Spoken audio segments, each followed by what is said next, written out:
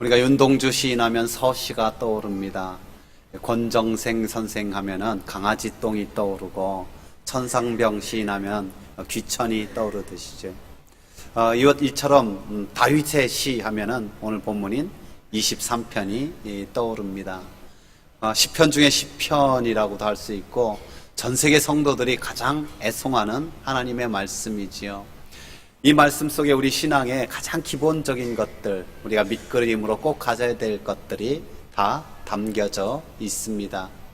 얼마 전에 국민일보의 겨자씨에 이런 내용이 있더라고요.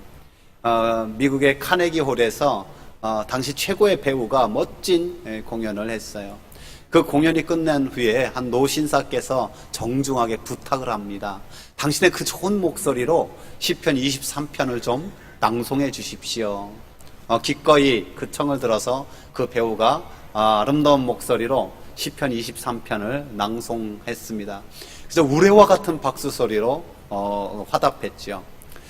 그리고 나서 그 배우가 다시 그 노신사에게 다시 정중하게 부탁하는 거예요. 어르신의 목소리로도 한번 시편 23편을 낭송해 주십시오. 그 어르신이 강단에 올라서 눈을 감고 지긋하게 암송합니다. 여호와는 나의 목자시니 내게 부족함이 없으리로다. 평생의 선하심과 인자하심이 반드시 나를 따르리니 내가 여호와의 집에 영원히 살리로다. 그런데 그 어르신이 낭송하니까 아무도 박수를 안 치는 거예요. 무슨 일인가 했더니 다들 이 감회에 젖어서 얼굴에서 그 눈물을 훔치고 있었습니다. 잠시 후에 배우가 이런 말을 했어요. 저는 시편 23편을 알고 있는데 저 선생님은 시편 23편의 목자를 알고 계신 분입니다. 오늘 본문의 저자인 다윗이야말로 그 목자를 제대로 아는 분이었죠. 왜냐하면 이 시는 그냥 책상 위에서 나온 것이 아니라 삶의 체험 속에서 나온 시편이기 때문에 그렇습니다. 평안하고 밤하늘의 달볕살에서 별들을 세면서 지은 시가 아니에요. 오히려 그 아들 압살롬에 의해서 처참하게 비굴하게 도망가는 그 상황 속에서 인생의 가장 처절한 밑바닥에서 오히려 이 고백을 했습니다. 우리가 아는 것처럼 신앙인으로서 다윗은 완벽한 사람은 아니었어요. 오히려 허물과 잘못도 많이 있었죠. 귀중한 것은 그 허물과 죄를 자신의 권력의 힘으로 덮으려 한 것이 아니라 하나님 앞에 드러내놓고 진심으로 회개하며 고백한 거죠. 그러면서도 어떻게 하든지 하나님을 기쁘게 하려고, 어떻게 하든지 하나님을 잘 섬기려 하는 그의 중심이 있었어요. 그 자세가 그 넘어졌던 그를 하나님께 다시 붙들어 일으키게 하시고, 정말 하나님께서 그를 사용하셔서 더욱더 성숙하게 만드셨죠. 그렇기 때문에 다윗은 이런 고백으로 하나님 앞에 드려졌어요. 함께 읽어봅시다. 너희 성도들아 여호와를 경외하라. 그를 경외하는 자에게는 부족함이 없도다. 젊은 사자는 궁핍하여 줄일지라도 여호와를 찾는 자는 모든 좋은 것에 부족함이 없으리로다. 나의 힘이 되신 여호와여 내가 주를 사랑하나이다. 아멘. 이 모습을 바라보면서 하나님께서 그래 바로 저 모습이야. 나는 저런 다윗이 너무너무 좋아. 저 다윗을 신앙인의 표본으로 좀 삼아야겠다. 저처럼만 날 사랑하고 나를 순종하면 얼마나 좋을까. 그렇습니다. 우리 하나님은요 완벽한 사람을 찾는 게 아니라 더 순전하게 주님을 의지하고 바라는 자들을 기다리고 있는 줄 믿습니다. 오늘 다윗이 여호와는 나의 목자시니 내게 부족함이 없으리로다.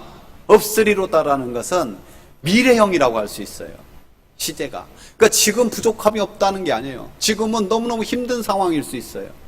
나를 죽이려 하는 자들도 있고, 먹을 것과 입을 것도 부족할 수 있고, 잠자리도 편하지 않으냐. 무엇보다도 신앙과 인격이 부족해서 넘어지고 힘든 상황도 있을 수 있어요.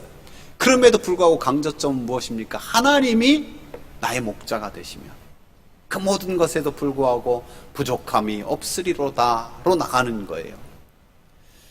저와 여러분이 그러한 믿음을 선포할 수 있기를 바랍니다. 왜 하나님께서 선한 목자가 되시면 어떻게 부족함이 없습니까? 그 하나님께서 인도해 주시기 때문에 그런 거예요. 양은 우리가 너무너무 잘 아는 것처럼 참 순하기도 하고 연약한 동물이에요. 독수리만 생각해도 그 눈이라든지 불이라든지 발톱 얼마나 무섭습니까? 사자와 호랑이는 뭐 말할 것도 없는 맹수죠. 소도 나름 뿔도 있고 힘도 장사잖아요. 토끼나 사슴이나 또 여우 뭐 이런 노루 같은 것 작고 연약한 것 같지만 그래도 빠른 발이 있어서 살 수 있어요. 그러나 양은 달릴 수도 없고 미련하고 그냥 앞에 있는 양 엉덩이만 바라보고 가다가 그 양이 절벽으로 떨어지면 같이 떨어져 죽는 정말 어떻게 보면 우둔하기까지 하는 거예요. 그렇기 때문에 꼭 목자가 필요한 거죠. 목자가 있어야만, 목자가 그를 푸른 풀밭으로 인도하고 쉴 만한 물가로 인도해야만 살 수 있는 존재예요. 목자 생활을 친히 경험했던 다윗, 그는 여호와 하나님께서 목자이기 때문에 부족함이 없다고 하면서 이렇게 고백합니다. 그가 나를 푸른 풀밭에 누이시며 쉴 만한 물가로 인도하시는도다. 내 영혼을 소생시키시고 자기 이름을 위하여 의의 길로 인도하시는도다. 이번 여름 휴가 때도 아마 여행 다녀오신 분들 많이 있을 텐데, 특별히 뭐 패키지 여행 가면 인도자가 얼마나 중요합니까? 정말 지식이 풍성한 인도자 만나면 새로운 거 많이 배우고 돌아와요. 재미난 인도자 만나면 그래도 행복하고요. 완전 초짜 만나서 완전 헤맬 수도 있고요. 또 욕심 많은 가이드 만나서 쇼핑센터만 가서 바가지 쓰고 오기도 하잖아요.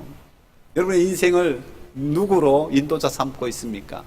많은 사람들이 친구나 동료를 인도자 삼아요. 그들의 조언을 들어요. 어릴수록 또 그게 절대적 권위도 갖기도 해요. 또한 스승이나 선배를 인도자 삼기도 해요. 매우 중요하고 유익할 때가 많지만 한계도 분명한 거예요. 그런가 하면요, 정말 얼토당토하는 것을 인도함을 받는 자들이 있었어요. 뭐냐면은 이 점괘라든지 어디 이상한 거. 또 요즘에 여론도 막 그래. 사람 그냥 따라다니는 대로 우르르 가는 것도 인생의 주인이신 하나님께서만 인도하여야 우리가 바른 길로 갈 수 있는 줄 믿습니다. 성경의 역사에 귀하게 쓰임받은 분들 보십시오. 여러분, 아브라함 우상의 도시에서 그냥 거기서 인생 끝날 수도 있었어요. 또한 모세는 광야의 도망자로 끝낼 수도 있었죠. 에어컨을 좀 꺼주시기 바랍니다. 다윗은 목동으로 끝날 수도 있었어요. 사도 바울은 그냥 유대 율법주의 학자로 끝날 수 있었어요. 하지만 우리는 잘 알고 있습니다. 아브라함은 믿음의 조상이 되었고요. 모세는 민족의 위대한 지도자가 되었고요. 또 이 바울은 얼마나 훌륭한 선교사로서 모델이 되었습니까? 다윗, 참으로 오고 오는 세대의 왕들의 표준이 되는 사람으로 하나님이 삼았어요. 그것은 그들의 지식이나 능력이나 환경과 형편이 아니라 하나님을 인도함을 받았고 하나님을 선한 목자로 삼으셨기 때문인 줄 믿습니다. 그래서 하나님께서는 오늘도 이렇게 우리에게 말씀해 주세요. 함께 읽어봅시다. 나 여호와가 너를 항상 인도하여 마른 곳에서도 내 영혼을 만족해 하며 내 뼈를 견고케 하리니 너는 물된 동산 같겠고 물이 끊어지지 아니하는 샘 같을 것이라. 아멘. 저도 살면서 절망하고 낙심할 때가 여러 번 있었어요. 그 중에 하나를 떠올리면은 참 임지 때문에 있었던 일인데요. 다 된 것 같다. 이사 오라고 했다가 관두고 이런 게 몇 번 있어요. 그러니까 어느 날은 제가 너무너무 낙심되더라고요. 이불을 팍 뒤집어 쓰고 누워있을 때가 있었어요. 그러면서 속으로 하나님 앞에 원망하는 거예요. 불평하는 거예요. 하나님, 뭐 이렇게 다 됐다가 안 될 거면 그냥 시작도 말게 하시지. 왜 이렇게 다 됐다가 그냥 낙동강 오리알 떨어지듯이 그렇게 만들어 버립니까? 하나님, 날 가지고 장난치는 건 아니지요. 며칠 후에 제가 성경을 읽다가 이 말씀을 만났어요. 이 하나님이 영원히 우리 하나님이시니 그가 우리를 죽을 때까지 인도하시리라. 이 말씀이 얼마나 크게 제게 다가왔는지 몰라요. 벌떡 일어나서 제 가슴속에 오는 것 같았어요. 이 말씀이 내 영혼을 소생시키시고 이 말씀이 나를 의의 길로 인도하실 것을 확신하게 됐어요. 이 말씀으로 새 힘을 얻어서 오늘 이 자리에 있는 거예요. 얼마 전에 큐티 말씀에 또는 새벽기도 말씀에 이 말씀 본문이 있었잖아요. 얼마나 반가운지 옛날에 애인 만날 때만큼 반갑더라고요. 여러분, 진리와 생명 되시는 우리 주님, 오늘도 선한 목자가 되셔서 죽을 때까지 인도해 줄 것을 믿습니다. 그분이 자기의 피로 사셔서 우리를 하나님 자녀 삼으시고 하나님을 영화롭게 하기까지 우리를 인도해 주시는 거예요. 믿습니까? 우리 옆 사람에게 한번 축복합시다. 주님께서 당신을 죽을 때까지 인도하여 주십니다. 하나님의 목자가 되시면 우리가 부족함이 없는 것은 죽을 때까지 인도해 주시기 때문에 그래요. 또한 그분이 지켜주시기 때문에 그렇습니다. 다윗 일생에 많은 사망의 음침한 골짜기가 있었어요. 부모도 저를 좀 멸시했잖아요. 그래서 그는 내 부모도 나를 버렸으나 그런 고백을 하고 있어요. 소년 시절 골리앗과 싸우러 가는 길 정말 목숨을 내놓고 싸운 것 아닙니까? 또 그를 수많은 전쟁터 속에서 그의 목숨이 붙어 있기나 한 것과 같았나요? 늘 내놓고 살아야 됐던 거예요. 특별히 그의 장인 사울은 어땠어요? 그에게 진짜 단창을 던지고 창을 던졌잖아요. 겨우 피할 수 있었지만은 육신은 피했는지 모르지만 그의 가슴속 깊이는 그게 얼마나 깊이 박혔을까요? 또 부도덕한 자녀 그 암논이라든지 이 압살롬의 이 반역은 어땠습니까? 정말 그 모든 것이 사망의 음침한 골짜기. 왜 다윗을 그렇게 두셨어요? 오늘 본문엔 이 고백을 하고 있습니다. 다시 한번 우리 4절 말씀 함께 읽어봅시다. 내가 사망의 음침한 골짜기로 다닐지라도 해를 두려워하지 않을 것은 주께서 나와 함께 하심이라. 주의 지팡이와 막대기가 나를 안위하시나이다. 아멘. 하나님의 사람 다윗, 자기가 목자 경험을 통해서 자기가 정말 선한 목자로서 생명 걸었던 것을 기억해요. 하나님이 나를 그렇게 안위해 주실 것을, 지켜줄 것을 믿는 거예요. 그 골리앗 앞에 나갈 때 이렇게 고백하고 있잖아요. 주의 종이 아버지의 양을 지킬 때 사자나 곰이 와서 양떼에서 새끼를 물어가면 내가 따라가서 막대기로 치고 그 입에서 새끼를 건져내었나이다. 그처럼 하나님께서 지켜주시고 그를 보호해 주시고 그와 함께하여 주셔서 항상 당당하게 저 높은 곳을 향해서 달려가게 하시는 거죠. 이제 내일 모레면은 광복절 맞이하잖아요. 참 일제의 합방으로 인한 우리나라 피해 생각하면은 너무 가슴이 아프잖아요. 우리의 이름을 빼앗겼어요. 창씨개명으로. 말과 글도 빼앗겼잖아요. 일본 말만 쓰게 하고. 아버지들은 보국대로 끌려가고, 또 우리 딸들이 정신대 끌려가고, 아들들은 징용에 끌려가고, 그 우리의 곡식들 다 수탈당하고, 또 노수로 만든 대야, 요강, 숟가락까지 뺏기고. 근데 일본 사람들이 제일 일제가 우리나라 빼앗으려고 했던 거 하나는 뭐냐면 신앙이었어요. 기독교 신앙. 왜냐면 이 1919년에 기미 독립 만세 운동의 주동이 가장 또 핵심적인 존재가 기독교로 봐서 이 기독교를 이간질시키고 말살시키려는 가장 강력하게 했던 것이 신사참배였죠. 그걸로 말미암아 교회가 분열되고 또 그것을 주장하기도 하고 이 안타까운 범죄도 저지르고, 그렇지만 끝까지 그것을 또 반대하면서 옥중에 갇히고 고문당하고 순교당한 그런 지도자도 많이 있었지요. 제가 이런 기록도 가지고 있는 것을 다시 한번 살펴봤는데요. 이 1945년에 조선총독부 보호관찰령 제3호라는 것을 일제가 해달했어요. 이게 뭐냐면요, 1945년 8월 18일에 옥중에 있거나 바깥에 있는 기독교 지도자인 목사 장로들을 죽이라는 거예요.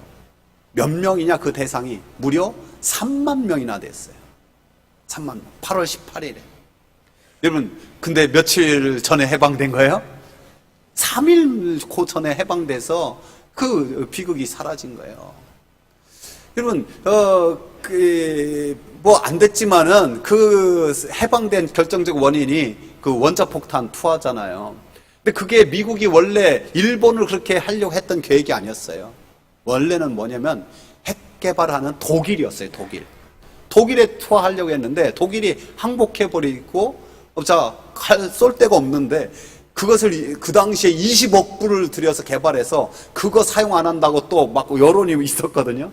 근데 일본이 천황을잉이 신이라고 신이 있는 우리나라 안 망한다고 끝까지 버티자 그때 쏜 거예요. 그것을 며칠만 늦췄더라면은 참 우리나라의 이런 기독교의 정말 귀한 순교가 이게 뭐 말할 수 없이 제가 그 기도를 읽으면서 막 소름이 막 돋더라고요. 하나님이 지켜주시고 하나님이 돌봐주시는 것. 여러분 오늘도 우리 하나님께서 이 나라의 민족 지켜줄 줄 믿습니다. 지금 온갖 세계에서는 전쟁이 위험이지만 근데 우리가 하나님이 지켜주려면 우리 기독교인들이 두 가지를 명심하고 있어야 돼요. 첫 번째는 뭐냐면은 제사장 나라로서 이 나라가 사명을 끝까지 잘 감당하기를 힘써야 되는 거예요. 두 번째는 우리 기독교인들이 정말 나라와 민족을 위해서 기도하기를 쉬는 죄를 범하지 말아야 돼요. 더 간절하게 나라와 민족을 위해 기도할 수 있기를 바랍니다. 우리가 나라와 민족뿐만 아니라 우리 개인의 신앙, 개인의 상태도 사망의 음침한 골짜기로 지나가고 있다는 것을 잘 알아야 돼요. 왜 그렇습니까? 우리 지금 자유롭고 평안하게 살고 있다고 생각하지만 영적으로 보면 그런 거예요. 성경은 이렇게 말씀하고 있거든요. 함께 읽어볼까요? 이러므로 한 사람으로 말미암아 죄가 세상에 들어오고 죄로 말미암아 사망이 왔나니 이와 같이 모든 사람이 죄를 지었으므로 사망이 모든 사람에게 이르렀느니라. 사망의 그늘 아래 모든 영혼은 있는 거예요.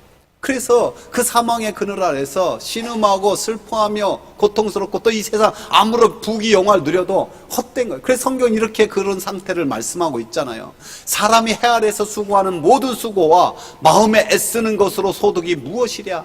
일평생에 근심하며 수고하는 것이 슬픔뿐이라. 그 마음이 밤에도 쉬지 못하나니 이것도 헛되도다. 한마디로 모든 인생이 하나님 없이는 사망의 음침한 골짜기로 결국 가는 건데 거기에서 누가 건져낼 수 있고 누가 지켜줄 수가 있습니까? 돈 많으면 지켜줍니까? 지식이 많으면 지켜줍니까? 권력이 많으면 힘이 많으면 지켜줍니까? 오직 여호와 하나님이 지켜주실 수 있는 줄 믿습니다. 그래서 다윗은 이렇게 고백하잖아요. 함께 읽어봅시다. 주께서 내 마음에 두신 기쁨은 그들의 곡식과 새 포도주가 풍성할 때보다 더하니이다. 내가 평안히 눕고 자기도 하리니 나를 안전히 살게 하시는 이는 오직 여호와이시니이다. 나를 안전하게 살게 하시는 이 오직 여호와 하나님이신 줄 믿습니다. 저와 여러분이 어떤 상황 어떤 형편에도 그 하나님을 의지할 수 있기를 축복합니다. 우리가 여호와 하나님을 목자로 삼으면 왜 부족함이 없는 거예요? 인도해 주시는 거예요. 지키시는 거예요. 그 또한 공급해 주심을 우리가 알 수 있습니다. 한 사람이 죄를 범해서 허물이 있어요. 그를 뒤쫓는 원수가 생겼어요. 빨리 달려가 보지만 넘어져요.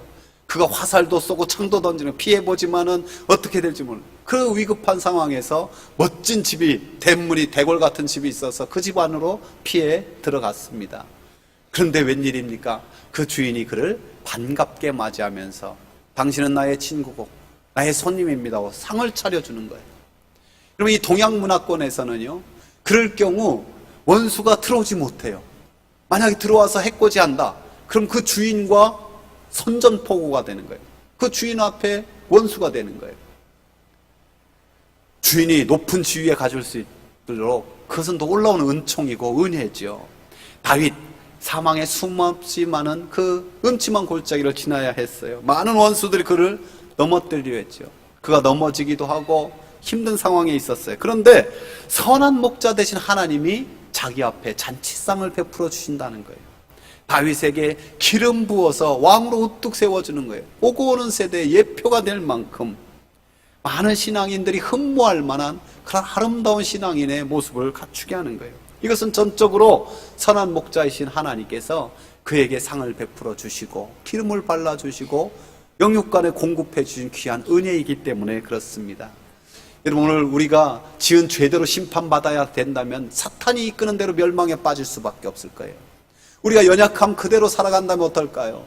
우리가 연약함 그대로 살아간다면 아마 영양실조 걸리는 그런 상태가 될 거예요. 우리의 허물이 그대로 드러난다면 부끄러워서 얼굴 들고 다닐 수도 없을 거예요. 그런데 피난처 되시는 예수 그리스도, 그분 앞에 우리가 들어갈 수 있고 그분이 나를 감싸주시고 그 보혈로 덮어주시니 우리가 살 수 있는 존재임을 믿습니다. 오늘 본문에서 묵상하면 가장 먼저 떠오르는 게 탕자 이야기잖아요. 탕자가 참으로 깨닫고 아버지 집에 돌아가서 아버지 잘못했어요. 저는 이제 아들이라 말을 하기도 전에 아버지는 무엇을 명령합니까? 이렇게 명령하잖아요. 제일 좋은 옷을 입히고 손에 가락지를 끼우고 발에 신을 신기라. 그리고 살진 송아지를 끌어다가 잡으라. 우리가 먹고 즐기자. 뭐 하라는 거예요? 잔치상 버려서 잔치하자고 말하는 거예요. 이것은 예수님께서 복음에 대한 비유였죠. 이것을 실제로 체험한 사람은 저는 베드로라고 생각해요. 베드로가 어땠습니까? 주님을 부인하고 3번씩이나 배반했어요.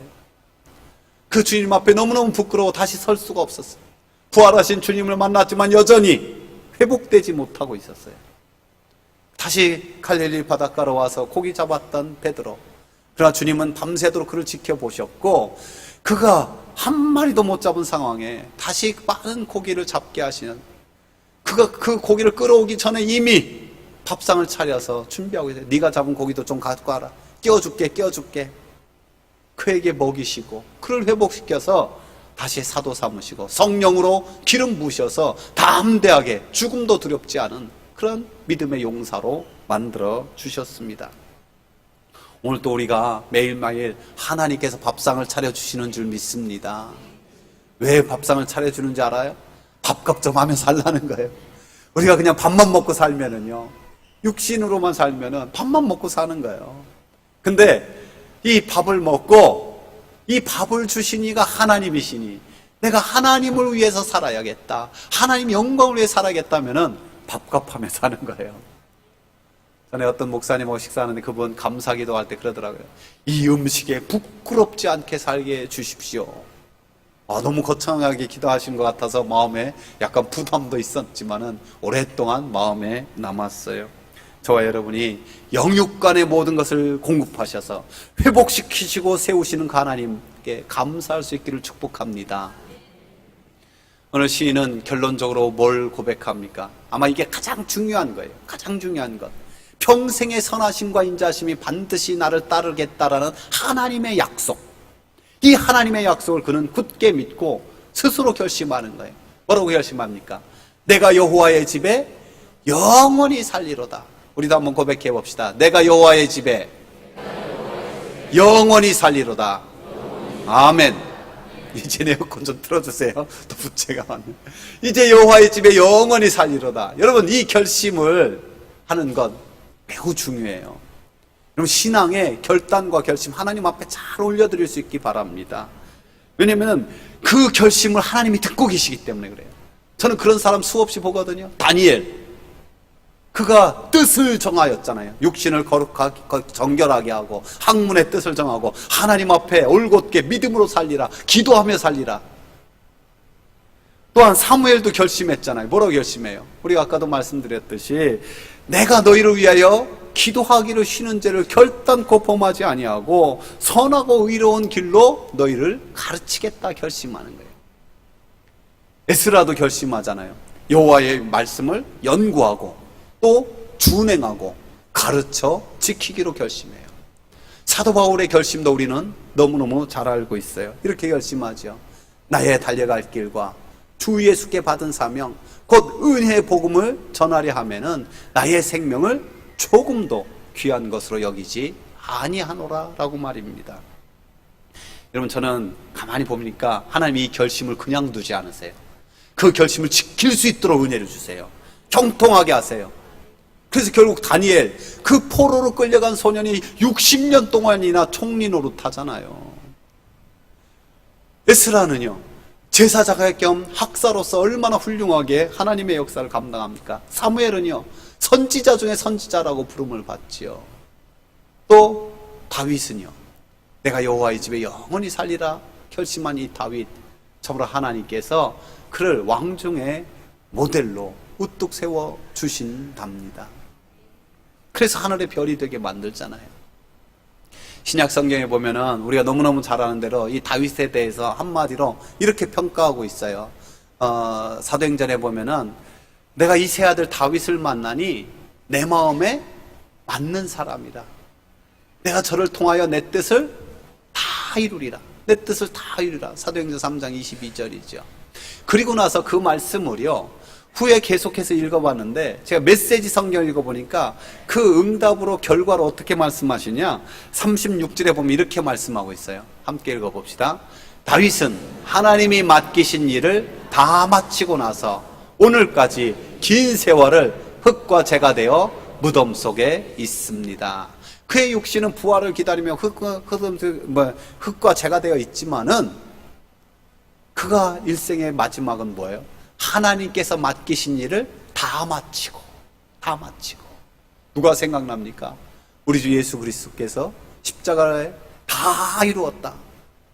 그러니까 여호와 하나님께서 목자가 되셔서 평생의 선하심과 인자하심을 반드시 나를 따르니 내가 여호와의 집에 영원히 살리라, 이 결심 가운데 하나님께서 맡기신 일을 다 마쳤다, 다 이루었다.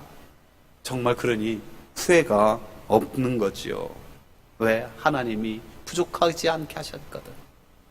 저와 여러분도 참으로 선한 목자 되신 주님만을 믿고 따르면 그분이 인도해 주시고 그분이 지켜주시고 그분이 필요한 거 공급해 주셔서 후회 없는 인생으로 이 땅에 좀 어렵고 힘들게 살았을지 모르지만은 하나님 은혜에 감사하며 참으로 기뻐하며 영광 돌리는 그런 존귀한 주의 사람으로 만들어 줄 것을 믿습니다.